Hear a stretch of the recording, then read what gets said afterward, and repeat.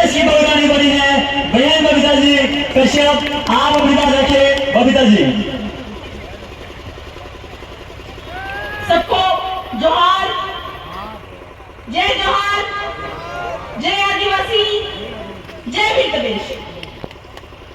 अपनी बातों को शुरू करने से पहले मैं मंच पे उपस्थित हमारे आदिवासी पुरखों को शत शत नमन करना चाहूंगी, जोहार करना चाहूंगी। साथ ही गंगा तलाई की इस गांव की कुलमताई को भी मैं शत शत नमन जोहार करना चाहूंगी। बहुत खुशी हो रही है कि आपने हमारे भाई जय किशन भाई पटेल को चुनकर गीदड़ की मांग में हाथ डाल दिया है। गीदड़ कौन? वही व्यक्ति जिसने छुप के हमारे लोगों पे वार करना सीखा है। और मैं उस गीदड़ से ये कह देना चाहती हूँ कि इतनी ही आप में ताकत है तो सीधे तरीके से मैदान में आओ। 2 दिन के बाद में लोकतंत्र का पर्व है और इस पर्व में बटन दबाकर सीधे सीधे ये निर्धारित हो जाएगा कि असली शेर कौन है और असली गीदड़ कौन है।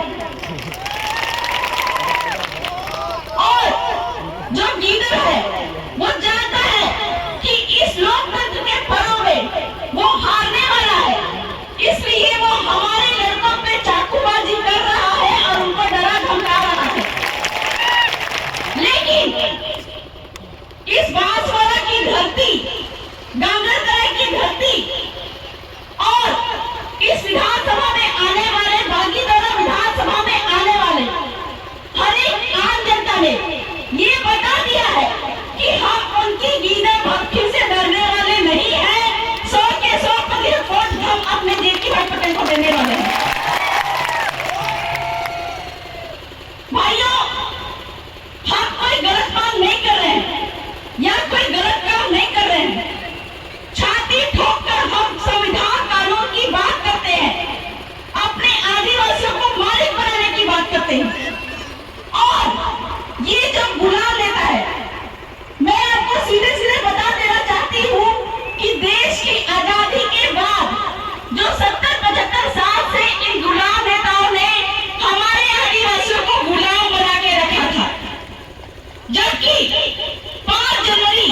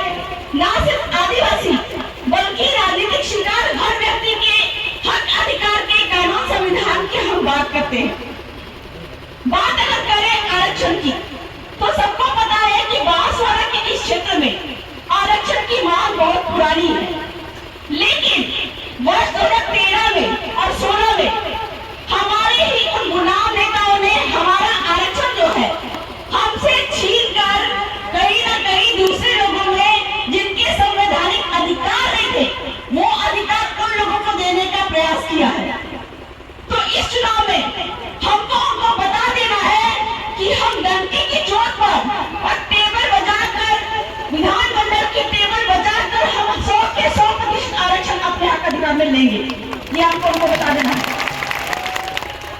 किस आरक्षण की बात कर रहे हैं हम?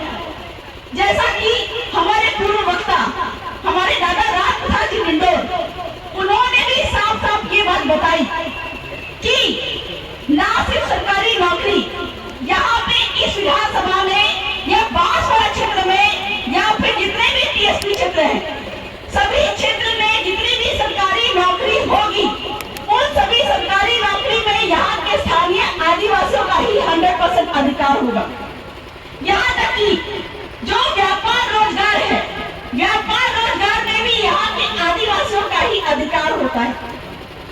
और ना सिर्फ सरकारी नौकरी और ना सिर्फ व्यापार रोजगार, बल्कि जो कलेक्टर और एसपी का पद भी जो होता है, वो भी हमारे उसमें हमारे स्थानीय आदिवासियों का अधिकार होता है। अभी अभी मालूम चला कि हमारे क्षेत्र में बहुत सारे क्षेत्र ऐसे हैं जहाँ के आदिवासियों को जो चारागाह जमीन है, वन भूमि है, उन पे उनका घर है, उनसे आदिवासियों को हटाया जाता है, दलित शोषित को हटाया जाता है। लेकिन ये जो विचारधारा है, जिस विचारधारा से ये पार्टी निकली है, भारत आदिवासी पार्टी, इसको आपको क्यों चुनना है? क्योंकि 70 से 75 साल में भाइयों ज्ञान की बातें और आपके हक अधिकार की बातें सामने होने जा रही है। पीछे कोई लड्डू नहीं बढ़ रहा है, तो आपसे अनुरोध है कि पीछे देखना और अगल बगल देखना बंद करके सामने की ओर ध्यान दे, क्योंकि ये हक अधिकार 70-75 साल में कोई भी सरकार ने आपको नहीं बताई होगी। तो ये जो जल जंगल जमीन खनिज की बात है, 70 से 75 साल में आज तक की जितने भी भाजपा कांग्रेस की गुलाम सरकार है, उन्होंने कभी भी हक अधिकार की बातें आपको नहीं बताई। जबकि कानून संविधान में ये बात लिखी हुई है, जिसके अनुसार आपको ये समझना पड़ेगा कि ये जो खाली पड़ी जमीन जो है गांव के अंदर में, जिसको हम बोलते हैं चरवाहा जमीन, हमारे स्टार वक्ता रमेश जी मैडम वो पधार चुके हैं, तो मैं आप लोगों से चाहूंगी कि जोरदार तालियों से सभी का स्वागत करें। जवान तो जो जल जंगल जमीन खरीद और आदिवासी कैसे मालिक है, जो सुप्रीम कोर्ट भी बोलता है, इसमें मैं थोड़ी बात बताना चाहूंगी कि जो चरवाहा जमीन है या फिर जो खाली पड़ी जमीन है, वो हम क्या बोलते हैं, किसकी जमीन है? सरकारी जमीन है। लेकिन आप हमको ये बताइए कि जो गांव जो है, जो टीएसपी क्षेत्र में जो गांव है, उसको हमारे बाप दादा ने बसाया था। जिस समय यहाँ पे कोई मुगल नहीं थे, कोई तुर्क नहीं थे, कोई पुर्तगाल नहीं थे, उस समय पे हमारे बाप दादा यहाँ पे थे, उन्होंने ही ये गांव बसाया था। और गांव बसाने के बाद में उनका ही पहला शिलान्यास इस गांव में गड़ा हुआ रहता है। लेकिन आज हम बोलते हैं कि खाली पड़ी जमीन जो है ये सरकारी जमीन है। हमारे बाप दादा ने जो गांव बसाया था, गांव का सीमाना तय करने के बाद में पहाड़ देखा होगा, नदी देखा होगा, और नदी में बोला होगा कि यहाँ पे हमारे आने वाले वंशज यहाँ से पानी पिएंगे। लेकिन आज हमारे क्षेत्र में नदी, तालाब और बड़े बड़े डैम होने के बावजूद भी हमारी पानियों को दूसरे लोगों को दिया जाता है। दीपक जले अंधेरा के तहत पानी का हमको सुविधा नहीं दिया जाता है। तो हमको ये समझना पड़ेगा, क्योंकि यहाँ पे बैठे हर एक व्यक्ति को जो जमीन मिलती है वो बाप के बाप के बाप के बाप से मिलती है। और ये जो खाली पड़ी जमीन है, सरकारी जमीन जिसको हम बोलते हैं, अगर ये सरकार की है, सरकारी है, तो मुझे ये बताइए कि सरकार के बाप का नाम क्या है? खाली पड़ी जमीन अगर सरकारी जमीन है तो सरकार के बाप का नाम मुझे बताइए। उनसे पूछेगा, कभी वो नहीं बताएंगे, क्योंकि सरकार का कोई बाप ही नहीं है। हर 5 साल में सरकार का बाप बदल जाता है। कभी भाजपा की सरकार होती है, कभी कांग्रेस की सरकार होती है, कोई भी एक बाप नहीं है। और इसीलिए जब यहाँ पे किसी सरकार की एक जमीन नहीं है, जैसा कि सुप्रीम कोर्ट अपने जजमेंट में कहता है, सत्ता जजमेंट में, तो आपके बांसवाड़ा के क्षेत्र में जो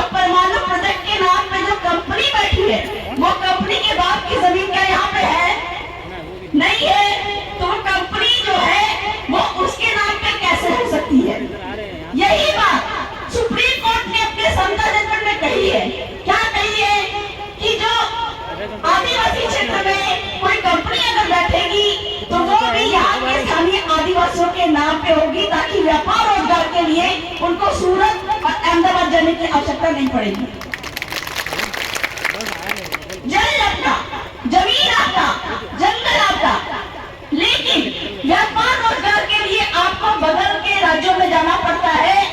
और कहा जाए कि 70 से 75 साल में कभी भी किसी सरकार ने आदिवासियों को ये नहीं बताया कि आप यहाँ पे कंपनी बनाइए ताकि आपके लोगों को, आपके बच्चों को यहाँ पे व्यापार रोजगार मिल सके, यहाँ पे आप स्कूल खोल सके, ताकि अगला अनिमेष घाट वहां पे जाके मर के लाश बन के यहाँ पे नहीं आए।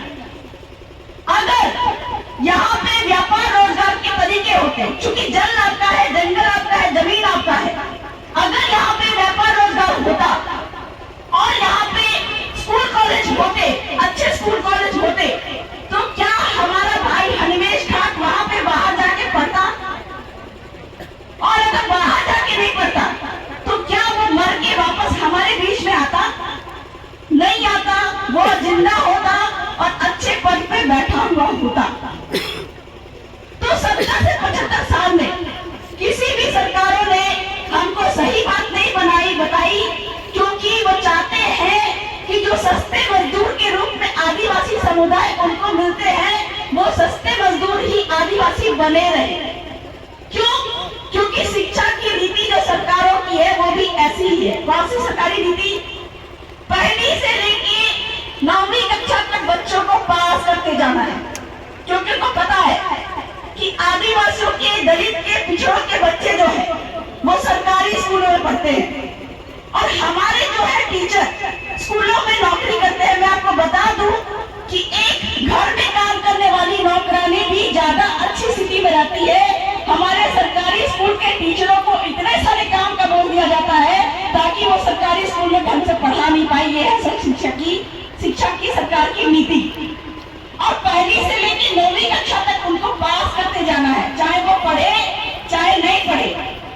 तब जाके हमारे बच्चे क्या है कि वो ढंग से पढ़ाई नहीं करते हैं। क्यों? क्योंकि उनको पता है कि हम पढ़े चाहे नहीं पढ़े हम तो पास हो जाएंगे।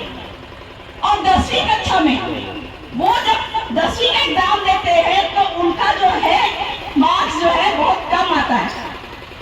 और तब जाके आपका यहाँ पे जो 45% का आरक्षण है, उस 45% आरक्षण के तहत भी 1167 जो भर्ती के रूप में जो शिक्षक का भर्तियां निकलती है, उस पर यह कहकर आदिवासियों को रोक दिया जाता है कि आदिवासी उतने सक्षम नहीं है कि वो सरकारी नौकरी में बैठ सके। ये है सरकार की शिक्षा की नीति कि आपको अच्छी शिक्षा नहीं देना है, बचपन से ही आपको अनपढ़ रखने की नीति वो लोग डाल देते हैं सरकारी स्कूलों में। और तब जाके भले ही आपका आरक्षण रखा हुआ है 45% का भी, लेकिन ये 45% आरक्षण भी आपको नहीं मिल पाता है, क्योंकि सरकार की शिक्षा की नीति यही है कि आपको अनपढ़ गंवार रखा जाए। तो हमको इस सरकारी नीति को समझना पड़ेगा। और ये शिक्षा की नीति जो बनाने वाले सरकार है, उनको जड़ से उखाड़ के हमको यहाँ से भेजना पड़ेगा। आपके पड़ोस के क्षेत्र में घाटोल में 11 करोड़ टन सोना पाया गया है। मैं झारखंड की बेटी हूँ और वर्तमान में भील प्रदेश की बहू बन के यहाँ पे आई हूँ। शर्म की बात है कि हमारे झारखंड में 26% आदिवासी हैं, लेकिन वर्ष 2000 से लेके अभी तक में वहां पे सिर्फ और सिर्फ आदिवासी मुख्यमंत्री ही बनते आ रहे हैं। लेकिन देश भर में सबसे ज्यादा बड़ी जनसंख्या वाला जो समुदाय है वो भील समुदाय है। लेकिन शर्म की बात ये है कि आपके राजस्थान में आज तक कोई भी भील मुख्यमंत्री नहीं बना है। कहाँ है आपके गुलाम नेता? किसने बात रखी? लेकिन ये जो विचारधारा है जिसको हमने नाम दिया है भारत आदिवासी पार्टी, इसमें 19 विधानसभा सीटों पर हमारे आदिवासी आएंगे, हमारे ही जाजब के आदिवासी आएंगे, पीएसी पे कब्जा करेंगे और पुरजोर तरीके से मांग रखेंगे कि हमारे बीच का भील आदमी ही मुख्यमंत्री के पद पे बैठना चाहिए। ये मांग है हमारी, ताकि आदिवासियों का आर्थिक शैक्षणिक विकास हो सके। इसके बावजूद भी अगर केंद्र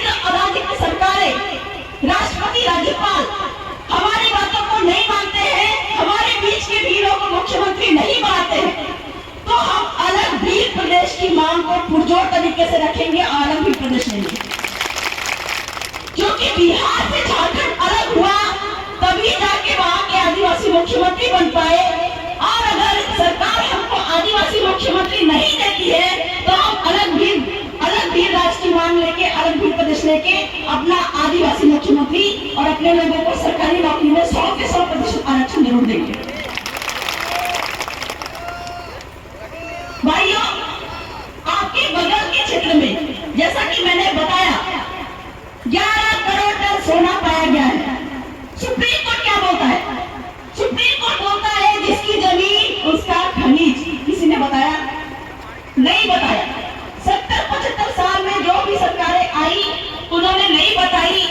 झारखंड में वहां पे मुंडा आदिवासी, यहाँ पे आप जो देख रहे होंगे बिरसा मुंडा, उन बिरसा मुंडा की जो जन्मस्थली है खूंटी, वहां पे जमीन पे 10 लाख टन सोना निकला। वो 10 लाख टन सोना इतना ज्यादा है कि अमेरिका के पास में मात्र 6 लाख टन सोना है, लेकिन वो विश्व गुरु बन के बैठा हुआ है। अगर झारखंड में वो खूंटी क्षेत्र में वो 10 लाख टन सोना निकाल लिया जाए तो वहां के आदिवासी भी विश्व गुरु बन सकते थे। क्यों? क्योंकि सुप्रीम कोर्ट बोल रहा है जिसकी जमीन उसका खनिज। वहां पे हम लोगों ने आंदोलन किया और वहां के जन में जमीन खनिज की जो विचारधारा है उनको बताई, और आज वो जमीन, वो खनिज वहां पे जैसा का तैसा पड़ा हुआ है। आगे मध्य प्रदेश के सिंगरौली में 46 लाख टन सोना है, मतलब झारखंड से भी ज्यादा। आपके बांसवाड़ा के घाटोल में 11 करोड़ टन सोना है। किसका है? सरकार का नहीं है, बीरों का है। और वो सोना इतना है कि कानून संविधान के तहत, सुप्रीम कोर्ट के जजमेंट के तहत अगर वो सोना निकाल लिया जाए तो इतना पैसा आदिवासियों के पास में है, स्थानीयों के पास में है कि यहाँ पे बैठे हर एक व्यक्ति के पास में एक हेलीकॉप्टर होगा, इतना पैसा है।